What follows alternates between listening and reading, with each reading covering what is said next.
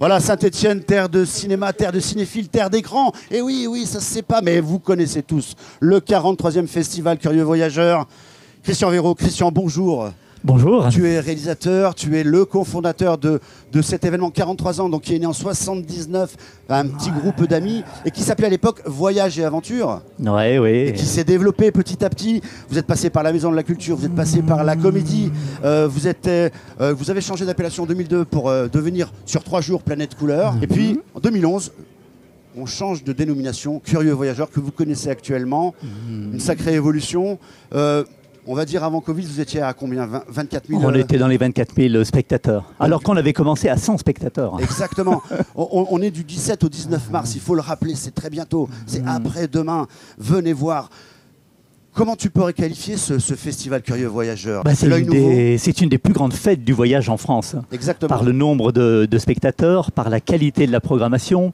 Et puis, c'est pas seulement des films de voyage, on a aussi la rencontre avec des aventuriers, des réalisateurs, des débats, des expositions, des buffets pour rester dans l'atmosphère. Cette année, à partir du vendredi à 14 h, on démarre plus tôt que d'habitude. Exactement. Une grande partie du festival est d'accès gratuit. Seules les salles de projection sont payantes. On en parlera tout à l'heure. Donc voilà, on a fait beaucoup pour que ce soit une fête pour tous, accessible à tous. Sur 3 jours, on va dire 2 jours et demi, du vendredi 17 au dimanche 19, à peu près 33 films, une grosse trentaine seront présentés entre bien sûr le centre des congrès, l'amphithéâtre du centre des congrès, l'amphithéâtre de l'école des mines qui est juste à côté et le planétarium. On est vraiment sur un microcosme dédié au festival pendant ces 3 jours.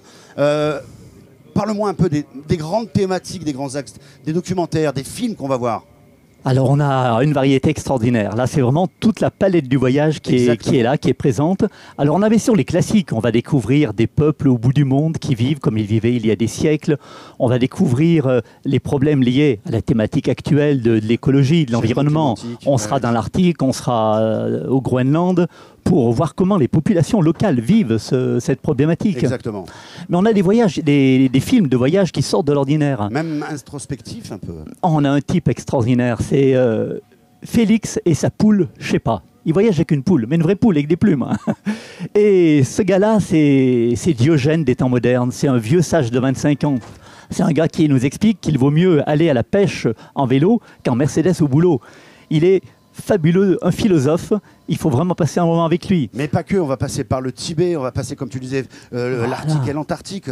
On va même passer dans le regard, on va dire, mémoriel du premier prix Goncourt. Voilà, René Maran, en 1921, un noir, européen, français, qui travaille dans l'administration coloniale et qui, depuis l'intérieur, raconte ce qu'était à l'époque l'administration coloniale. Il a eu le prix Goncourt pour ça. Et pas facile d'être noir, prix Goncourt en 21. Enfin, donc voilà un autre film. Voilà. Un film qui également aura, au-delà du handicap, des gars qui ont perdu une jambe, qui ont perdu un bras, et qui sont capables de nous emmener faire du surf en Polynésie. Alors c'est beau la Polynésie, les fonds marins, l'atmosphère du lieu, de ces îles. Mais le propos n'est pas là. Mais le propos n'est pas là. Exactement. C'est bougez-vous les fesses. Sortez même si vous manque quelque chose, même si vous avez un handicap, tout est possible.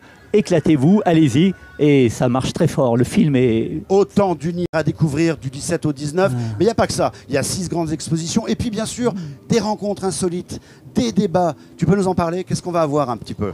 On va rencontrer un grand photographe, Alexandre Sattler, un des plus grands photographes français actuellement. Ce festival, c'est vraiment la rencontre avec des aventuriers, avec des gens engagés. On a également un atelier fait par le Musée des Civilisations Saint-Just-Saint-Rambert sur les éventails, par exemple. On a plein de choses. L'anglais en voyage. L'anglais en voyage. Tout est possible. Mais très bête, très simple. Mais oui, oui, c'est extrêmement diversifié. Exactement. Et puis, bien sûr, les stands. Associations humanitaires, d'écologie, etc. Vivre autrement. Et c'est ça la grosse différence avec la télé, c'est que l'homme qui a vu l'ours, il est là. Il est là, on le rencontre, on bavarde avec lui, on est dans l'intimité avec lui pendant tout ce festival.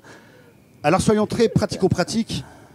Le tarif, parce que forcément, surtout en ce moment, eh bien, le monde économique et surtout le monde économique culturel est un peu en berne. Vous avez dû augmenter un petit peu vos tarifs de 20 centimes, il me semble, oui, 40 très, centimes. Très modestement. Rien. Mais on est à 7,90 € la séance, c'est ça? Tout un tas de prix dégressifs, tout ça se retrouve bien sûr sur le site ou sur la plaquette du festival.